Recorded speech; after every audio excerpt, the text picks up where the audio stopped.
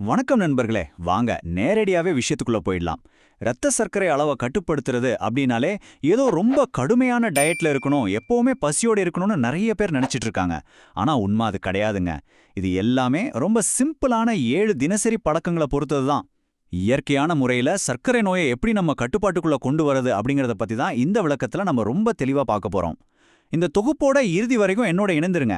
ஏன்னா அந்த 7வது பழக்கம் இருக்கு பாத்தீங்களா, அதுதான் நிறைய பேர் செய்ய தவறுற ஒரு விஷயம். ஆனா உங்க ஒட்டுமொத்த ஆரோக்கிய ஆட்டத்தையே மாத்த போறது அது ஒண்ணுதாங்க. உங்கள பலருக்கும் மனசுல இந்த கேள்வி கண்டிப்பா ஓடிட்டு இருக்கும். ரத்த சர்க்கரை அளவை நினைச்சு எப்பவுமே கவலையா இருக்கேன் அப்படிங்கிறது தான் அது. எப்பெல்லாம் சாப்பிட்றோமோ அப்பெல்லாம் அந்த குளுக்கோமீட்டர்ல நம்பரை செக் பண்றது, ஐயோ இது சாப்பிடக்கூடாதேன்னு உங்களுக்கு பிடிச்ச உணவுகளை தவிர்க்கிறது, இதெல்லாம் நிஜமாவே ரொம்ப சோர்வான ஒரு விஷயம் தானே. எனக்கு நல்லாவே புரியுதுங்க. ஆனா சர்க்கரை நோயை வெறும் மாத்திரைகளை வச்சு மட்டுமே கட்டுப்படுத்த முடியாது. மாத்திரைகள் ஒரு பக்கம் இருந்தாலும் இயற்கையான, அதே சமயம் நம்மால தொடர்ந்து கடைபிடிக்கக்கூடிய சில சின்ன சின்ன மாற்றங்களை நம்ம அன்றாட வாழ்வுல கொண்டு வர்றது மூலமா இதை ரொம்ப ஈஸியா சாதிக்க முடியும்.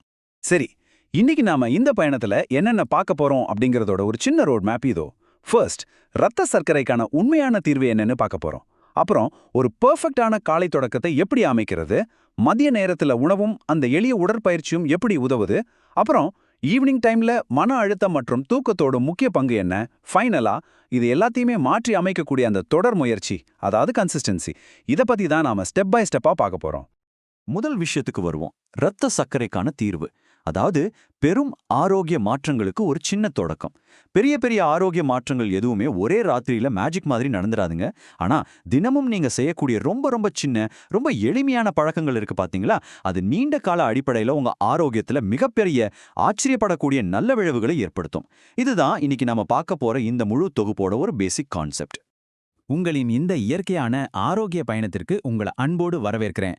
இப்போ ஒரு முக்கியமான விஷயம், முகேஷ் மனோகரன் ஸ்டுடியோவிற்கு உங்களை வரவேற்கிறேன். மேலும் இதுபோன்ற பயனுள்ள விளக்கங்களுக்கு தயவு செய்து சப்ஸ்கிரைப் மற்றும் லைக் செய்ய மறக்காதீங்க. சரி, உங்களுடைய ஒரு முழு நாளை எப்படி மாற்றி அமைக்கிறது அப்படிங்கறது இப்போ பார்க்கலாம். செக்ஷன் 2, சரியான காலை தொடக்கம். இதுதான் நம்ம நாளோட வலுவான அடித்தளம். உங்க முழு நாளுக்கான சர்க்கரை அளவை காலையில நீங்க கண் விழிக்கும் அந்த முதல் தருணம் தான் முடிவு பண்ணதுன்னு சொன்னா நம்புவீங்களா? ஒரு நிமிஷம் லாஜிக்கா யோசிச்சு பாருங்களேன். ராத்திரி ஒரு 7-8 மணி நேரம் உங்க உடல் எந்த உணவும் இல்லாம கிட்டத்தட்ட ஒரு முழுமையான விரத நிலையில இருந்துட்டு காலையில விழிக்குது. அந்த நேரத்துல நீங்க செய்யக்கூடிய அந்த முதல் செயல் உங்க சர்க்கரை அளவை நாள் முழுக்க சீரா வைக்கலாம், இல்லனா சட்டுன்னு எகரவும் வைக்கலாம். அந்த முதல் செயல்கள் என்னென்ன அப்படிங்கறதா இங்க ரொம்ப இன்ட்ரெஸ்டிங்கான விஷயம். பழக்கம் நம்பர் 1, காலையில எந்திரிச்சதும் அலாரம் அடிச்ச பதட்டத்துல எந்திரிக்காம அமைதியாக எழுந்துருங்க. உடனே ஒரு கிளாஸ் வெதுவெதுப்பான தண்ணியை குடிங்க. உங்க உடலுக்கு ஒத்து வரும் அப்படின்னா அதோட கொஞ்சம் ராத்திரியே ஊற வச்ச வெந்தயத்தையும் சேர்த்துக்கலாம். இதுல ரொம்ப ரொம்ப முக்கியமானது என்னன்னா, வெறும் வயித்துல காஃபி அல்லது டீ குடிக்கிறத முற்றிலுமா தவிர்த்துருங்க. ஏன் தெரியுமா? சயின்ஸ் என்ன சொல்லுதுன்னா, இந்த வெதுவெதுப்பான நீர் உங்க செரிமான மண்டலத்தை ரொம்ப மெதுவா ஆக்டிவேட் பண்ணி உங்க மெட்டபாலிசத்தை சீராக்குது. இது மூலமா இன்சுலின் ரெசிஸ்டன்ஸ் குறையும். ஆனா நீங்க வெறும் வயித்துல காஃபின் எடுக்கும்போது அது உடம்புல கார்டிசால் அளவை திடீர்னு ஏத்தி ஒரு பெரிய ஷாக் கொடுத்து சர்க்கரை சமநிலையை காலையிலே டோட்டலா கொலாப்ஸ் பண்ணிடுது. இப்போ பழக்கம் 2க்கு வருவோம். நிறைய பேர் என்ன நினைக்கிறாங்கன்னா, காலை உணவை ஸ்கிப் பண்ணிட்டா சர்க்கரை அளவு குறைஞ்சிடும்னு. ஆனா அது முற்றிலும் தவறுங்க. மன அழுத்த நிலை, அதாவது ஸ்ட்ரெஸ் மோட்னா என்னன்னு உங்களுக்கு தெரியுமா? நீங்க காலை உணவை தவிர்க்கும் போது உங்க உடல் என்ன நினைச்சுக்கும்னா, ஓஹோ இப்போ வெளியே பஞ்சம் போல இருக்கு, அதான் சாப்பாடு வரல அப்படின்னு நினைச்சிட்டு ரொம்ப பதற்றம் அடையும். இந்த பதற்ற நிலையில உங்க சர்க்கரை அளவு தாறுமாறா ஏறி இறங்கும். அது மட்டும் இல்லாம இதோட விளைவா பகல்ல உங்களுக்கு அதிகப்படியான பசியை தூண்டிவிட்டு மதிய நேரத்துல உங்களை வழக்கத்தை விட அதிகமா கண்ட்ரோல் இல்லாம சாப்பிட வச்சிடும். அதனால ஒரு ஆரோக்கியமான காலை உணவு கண்டிப்பா தேவை. சரி, அதுக்கு என்னென்ன வேணும்? இதோ நீரிழிவு நோயாளிகளுக்கான ஒரு சூப்பரான பர்ஃபெக்டான மளிகை பட்டியல். இதை நோட் பண்ணிக்கோங்க. உங்க உணவுல புரதம் கண்டிப்பா இருக்கணும். அதாவது முட்டை, முளைக்கட்டிய பயிறு இல்லனா பன்னீர் சேர்த்துக்கலாம். அப்புறம் நார்ச்சத்து, காய்கறிகள் அல்லது ஓட்ஸ் மூலமா இது கிடைக்கும். அடுத்தது உடலுக்கு தேவையான நல்ல கொழுப்பு.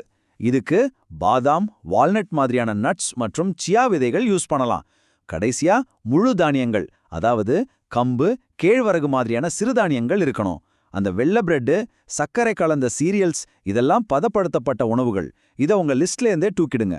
இப்படி ஒரு பேலன்ஸ்டான டயட் எடுக்கும்போது உங்க ரத்த சர்க்கரை நாள் முழுக்க ரொம்ப ஸ்டேபிளா இருக்கும். இந்த ஒரு கோட் எனக்கு பர்சனலா ரொம்ப பிடிக்கும். ஒரு சிறந்த காலை உணவு உங்க நாளுக்கான ஒரு வலுவான அடித்தளத்தை அமைப்பது போன்றது. ஆமாங்க, உங்க நாளை நீங்க எப்படி ஸ்டார்ட் பண்றீங்க அப்படிங்கிறது தான் உங்க ஒட்டுமொத்த நாளையும் கண்ட்ரோல் பண்ணுது. இந்த சிறப்பான குறிப்போடு மறுபடியும் ஒரு முறை உங்களுக்கு அன்போடு நினைவூட்டுறேன்.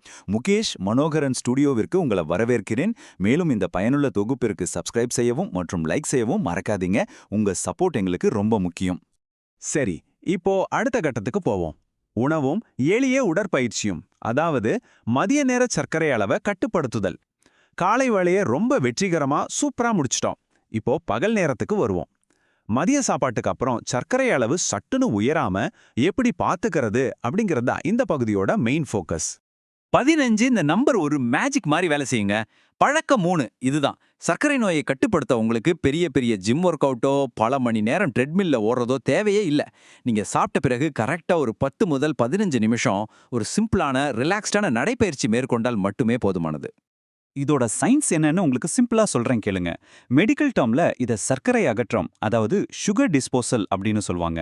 சாப்பிட்ட பிறகு சர்க்கரை அளவு உயர்வது ரொம்ப ரொம்ப இயற்கையான ஒரு விஷயம்தான். ஆனா நீங்க அந்த 15 நிமிஷம் நடக்கும்போது உங்க தசைகள் ஒரு ஸ்பாஞ்ச் மாதிரி வேலை செய்ய ஆரம்பிக்கும். உங்க இரத்தத்துல இருக்கிற அந்த அதிகப்படியான சர்க்கரையை அப்படியே உறிஞ்சு தனக்கு தேவையான எனர்ஜியா மாத்தி பயன்படுத்திக் கொள்ளும். இதனால சர்க்கரை உங்க இரத்தத்திலேயே தங்கி விடுறது தடுக்கப்படுது.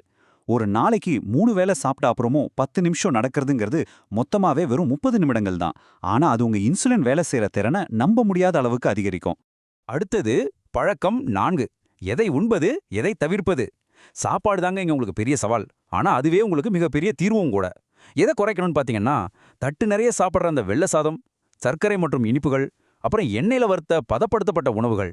இதுக்கெல்லாம் பதிலா நீங்க உங்க தட்டுல சேர்த்த வேண்டியவை சிறுதானியங்கள், பச்சை காய்கறிகள், நிறைய பருப்பு வகைகள் மற்றும் நல்ல கொழுப்பு தரக்கூடிய நட்ஸ். இதுக்காக உங்களுக்கு பிடிச்ச உணவுகளை முற்றிலுமா நிறுத்தி சாமியார் மாதிரி வாழணும்னு அவசியம் இல்லை. உங்க உடலுக்கு தேவையானதை சரியான முறையில சரியான அளவோட தேர்ந்தெடுத்து கொடுப்பது தான் இந்த பழக்கத்தோட முக்கிய நோக்கம். சோ இங்க நீங்க புரிஞ்சுக்க வேண்டிய மிக முக்கியமான விஷயம் என்னன்னா, உங்க இலக்கு வயிறு முட்டை முட்டை நிரம்புவதல்ல, சாப்பிட்டோன்னு ஒரு திருப்தி அடைவது. நீங்க எவ்வளவுதான் ஆரோக்கியமான உணவையே சாப்பிட்டாலும் அளவை கட்டுப்படுத்துறது ரொம்ப ரொம்ப முக்கியங்க. லிமிட்டை தாண்டி அதிகமா சாப்பிட்டா அந்த ஆரோக்கியமான உணவும் சர்க்கரையை ஏத்ததான் செய்யும். அதனால உணவை மெதுவா சாப்பிடுங்க, நல்லா மென்னு ரசிச்சு உண்டுங்கள். போதும்னு உங்க உடல் சொல்ற அந்த சிக்னலை கவனிக்க பழகுங்க. இது மாதிரி நிறைய லைஃப் ஸ்டைல் ரகசியங்களை தெரிஞ்சுக்க முகேஷ் மனோகரன் ஸ்டுடியோவிற்கு உங்களை வரவேற்கிறேன். தயவு செய்து இந்த விளக்கத்திற்கு சப்ஸ்கிரைப் மற்றும் லைக் செய்யவும். இப்போ நாளின் இறுதி பகுதிக்கு வந்துட்டோம். மன அழுத்தம் மற்றும் தூக்கம், மாலை நேர ஓய்வு. இது பழக்கம் 5 மற்றும் 6. நீங்க உங்க டயட்ல எவ்வளோ ஸ்ட்ரிக்டா இருந்தாலும் சரி, உடற்பயிற்சியில எவ்வளோ கச்சிதமா இருந்தாலும் சரி, சத்தமே இல்லாம உங்க சர்க்கரை அளவை எகிரி வைக்கிற 2 சைலண்ட் கில்லர்ஸ் இருக்கு. அதுதான் இந்த மன அழுத்தமும் தூக்கமின்மையும். கார்டிசோல் பழக்கம் 5. இத பத்தி தான் சிம்பிளா சொல்லணும்னா, மனுஷ உடம்பு ஏதோ ஒரு ஆபத்துல மாட்டிக்கிட்டா தப்பிக்கிறதுக்காக ஒரு எமர்ஜென்சி பதற்ற நிலையை உருவாக்கும். அந்த டைம்ல ரிலீஸ் ஆகிற ஹார்மோன் தான் இந்த கார்டிசோல்.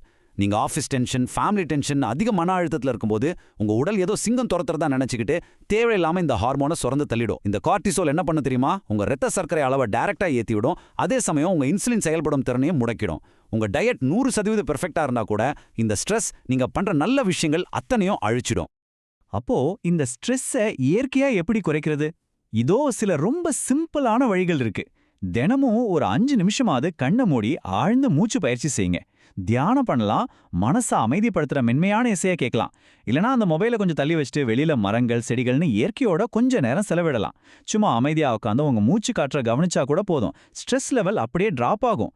உங்க மன அமைதிங்கிறது வெறும் ஆடம்பரம் கிடையாதுங்க. சர்க்கரை நோயை வெல்றதுக்கு அது ஒரு மிக மிக அத்தியாவசியமான மெடிசின். அடுத்தது பழக்கம் 6. உங்க தூக்க அட்டவணை. உங்க ஈவினிங் ரொட்டீன் எப்படி இருக்கணும் தெரியுமா? ராத்திரி தூங்க போறதுக்கு 1 மணி நேரத்துக்கு முன்னாடியே மொபைல், லேப்டாப், டிவி இந்த ஸ்கிரீன்ஸ் எல்லாத்தையும் தள்ளி வச்சிடுங்க. தினமும் கரெக்டா ஒரே நேரத்துல தூங்க போற பழக்கத்தை உருவாக்குங்க. குறைந்தது 7 முதல் 8 மணி நேரம் கட்டாயம் தூக்கம் தேவை. அறிவியல் படி நீங்க ஒரு நாள் 6 மணி நேரத்துக்கும் குறைவா தூங்குனா கூட மறுநாள் உங்க உடல் இன்சுலின் எதிர்ப்பு நிலைக்கு ஆட்டோமேட்டிக்கா மாறிடும். அது மட்டும் இல்லாம பசியை தூண்டுற ஹார்மோன்கள் அதிகமாகி உங்களை நாள் முழுக்க ஸ்வீட் சாப்பிட சொல்லி தூண்டிட்டே இருக்கும். நல்ல தூக்கம் என்பது ஒரு இயற்கையான மருந்து. அது முற்றிலுமா இலவசமானது. எவ்வளோ ஆழமான வரிகள் பாத்தீங்களா? டேமேஜ் ஆன உங்க உடம்ப அது தன்னைத்தானே ரிப்பேர் பண்ணி குணப்படுத்திக்கிற ஒரே நேரம் தான் இந்த தூக்கம். அந்த இலவசமான ஆனா ரொம்ப பவர்ஃபுல்லான இயற்கையான மெடிசனை உங்க உடம்புக்கு டெய்லி கொடுங்க. இந்த ஒரு பாசிட்டிவான சிந்தனையோட மீண்டும் ஒரு முறை நான் உங்களுக்கு நினைவூட்ட விரும்புறேன். முகேஷ் மனோகரன் ஸ்டுடியோவிற்கு உங்களை வரவேற்கிறேன்.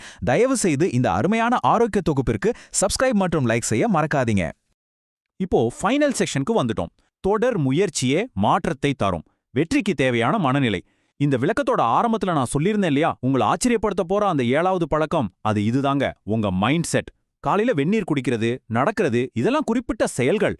ஆனா அதை எந்த மனநிலையோட நீங்க அப்ரோச் பண்றீங்க அப்படிங்கிறது தான் உங்க லைஃபை நிரந்தரமா மாத்தப் போகுது. இதை நல்லா மனசுல பதிய வச்சுக்கோங்க. உங்களுக்கு தேவையானது 100% பரிபூர்ணம் கிடையாது. எந்த ஒரு இடையூறும் இல்லாத கன்சிஸ்டன்சி, அதாவது தொடர் முயற்சி மட்டுமே. இன்னைக்கு வீடியோ பார்த்த உடனே ஒரு மோட்டிவேஷன்ல 100% எல்லாத்தையும் கரெக்டா ஃபாலோ பண்ணணும்னு நினைச்சு 3 நாள் பயங்கரமான டயட் இருந்துட்டு 4வது நாள் பீஸா பர்கர்னு அடிச்சு நொறுக்குனா அதனால ஒரு பிரயோஜனமும் இல்லைங்க.